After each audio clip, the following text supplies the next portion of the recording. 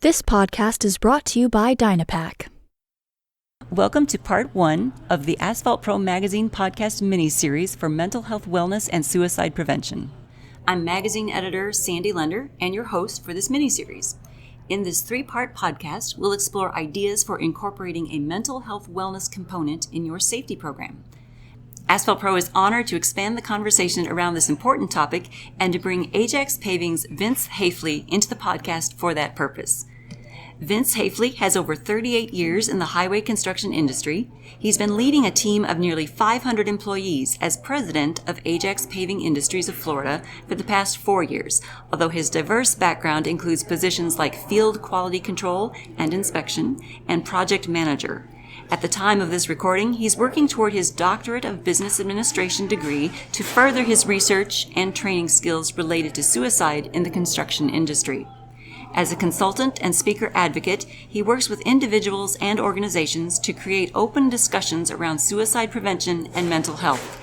I encourage you to follow him on LinkedIn because Vince has new information, speaking engagements, and updates on mental health wellness information posted on his page frequently.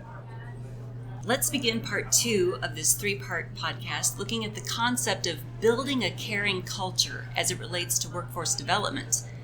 You've talked about mental health first aid. Could you give our audience your definition of mental health first aid and the level of importance you place on it? Well, I guess we have physical first aid, right? If you get cut, they give you a Band-Aid, or if you twitch your ankle, maybe you have to go to a quick care center.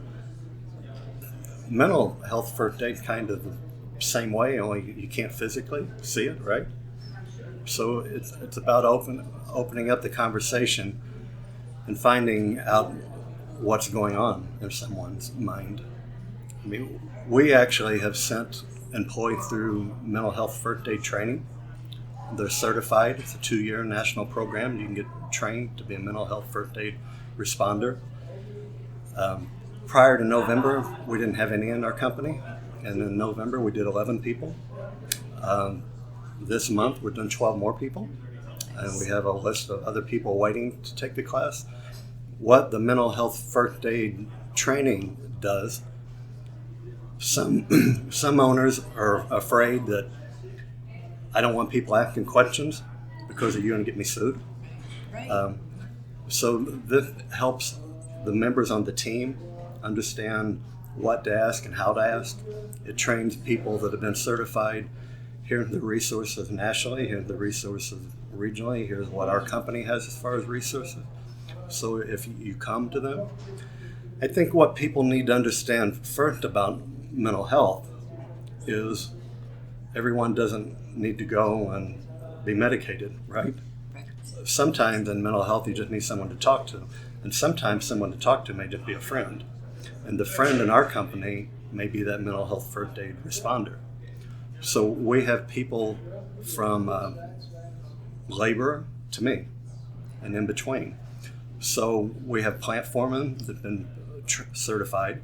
So if I'm another plant foreman, I've got someone on my level that I can go talk to if need be. Or if you want to talk to the president, you can talk to the president. So it teaches them, again, how to protect the company, which I'm not worried about. I've said that if anybody wants to sue me for trying to save someone's life, then sue me and do what you got to do. So it has built a peer-to-peer network internally to where they can help each other. It's powerful. We've had one gentleman in our company that has really taken the lead and run on it, because I feel like my role and the leader in our company went to kick it off. And when I say kick it off, I mean back to day one, talking in front of 400 people. Now my goal is to be able to build the network to where I can fade into the back, not go away, but they know that, hey, this is important. HR is involved in it, the president's involved in it, the plant foremen are involved in it. So that, again, it's about kind of changing the culture in the company. And I can't be the one that leads the charge every day, because one day I'll be gone and then it'll end. I've talked to companies in my interview that said, where are you at on mental health? And they said, we were phenomenal. And then he left. And when he left, we should probably start doing it again. So that's the importance of building the network. And that's how the mental health first aid program helps. You kind of touched on this by saying, everyone from like the paving foreman to the labor person to the company president, can have that mental health first aid training. So I kind of want to have you talk about how that every crew member can be a leader in that aspect. I guess I want to ask which members of the crew would you recommend sending to mental health first aid training? How do you pick and choose who you would send? Well, first off, I think anyone in any organization on any given day in any given situation can be a leader. Nice. It doesn't have to be just the foreman. It can be the loot guy. Yep. It can be the guy at Amazon packaging boxes, assuming they have that type of culture. We didn't go out and handpick anyone. We said we have this program, and if you would like to be part of it, we will get you through the program. Nice. We have done programs in the past where we have said you, and you, but the problem is 2 of those 3 yous don't want anything to do with it, right? So it dies. So we really have the people that initially got into it, 2 ladies that have participated in an annual suicide walk for the last 3 or 4 years. Those 2 helped me organize the State of Florida walk. Another gentleman in there, his father was lost to suicide. Another gentleman in there, through our employee assistance program, we helped him get help. And he did need medication. His life's back in balance. So the people that initially got in there were people that had, I don't know if vested interest is the right word, but they had situations in their life that they had gone through, and they wanted to help others not go through the struggles they went through. And now the second group of people that are getting in there, again, we didn't go handpick any. We just said, hey, we're having this program. They want to be involved. Will we ever have 100% of the company? Probably not.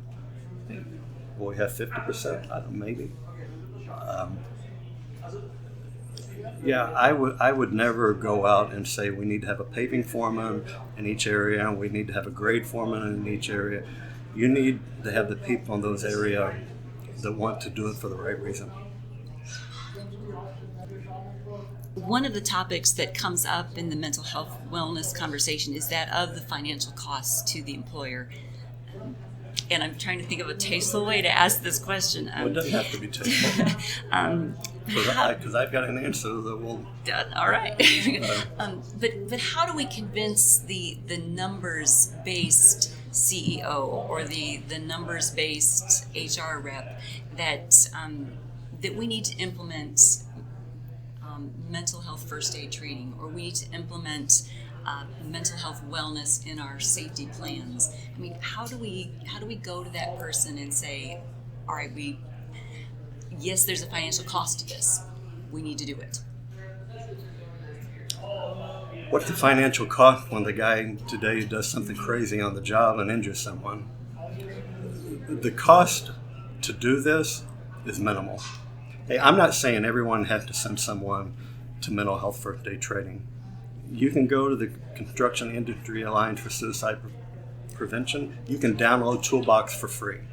You can sign on to their site to support this for free. They take donations, and they would appreciate donation probably. But to get the tool that you need to do this, the cost is very, very minimal. And I understand that the international companies of the world are different than the little guy in my area in Tampa, Florida, that in the morning he's running the paver, and in the evening he's bidding jobs, right? Yeah. It's literally a mom and pop shop. And I understand it. But I think the better question is how can you not afford to do this? The question is not how can you afford to do this?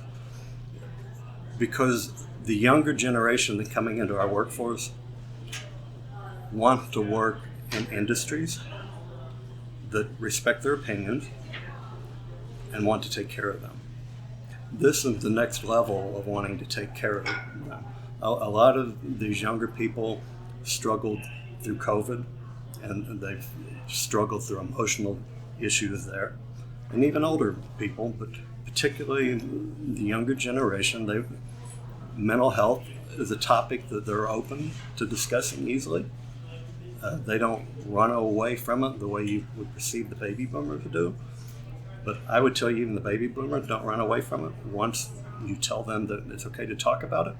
Because that's the men that typically sit with me and we cry together when we talk about things. So the hardest part about doing this is starting it. And there are plenty of people that you can ask. There are plenty. You can go Google mental health and construction. Websites will pop up. You just got to take the first step. And then I would also tell people to do what we did. Hey, and I don't know that we did it perfect, but we said we're going to go slow. Nobody, and particularly strong-willed men in construction, want to have anything jammed down their throat, right? There's enough coming from regulations and inspectors and hitting you every day. So we said, hey, in year one, we're going to do 4 toolbox talks. Once a quarter, we're going to talk about this in the field. And then 3/4 of the way into the year, we did the mental health thing. I talked about it in January. I talked about it again in July at our mid-year safety meeting. So it's not something you have to do every day to begin with. You just got to take the first step. And then, hey, if you're going to do the quarterly toolbox talk, then you got to remember at the end of the quarter to do it again, right? It's easy to forget and let things go. So to me, it's not the question of how can I afford to do this, and the question of how can I afford not to do it if I want to continue to hire people going into the future. Yeah, and you just mentioned, that there are some of those, the baby boomer guys, the men who might not be so quick to share their feelings, but once you tell them it's okay, they will open up, they will share, they will talk and discuss, a mental health topic. They will do so. Well, absolutely, yeah. It's been a pleasure talking with Vince Hafeli today. I hope everyone listening in has picked up something they can use in their companies to expand the conversation around mental health wellness and suicide prevention. I want to encourage you again to follow Vince on LinkedIn. You can find his company online at www.ajaxpaving.com or on Facebook at Ajax Paving Industries of Florida. Be sure to visit theasphaltpro.com/suicide prevention to read and sign his Suicide in Construction Awareness Proclamation. If you or a colleague needs immediate help, the Suicide and Crisis Lifeline has licensed counselors standing by at all times to speak with you. Please call or text 988. Thank you for tuning in, and thank you for your willingness to share this podcast and conversation with others.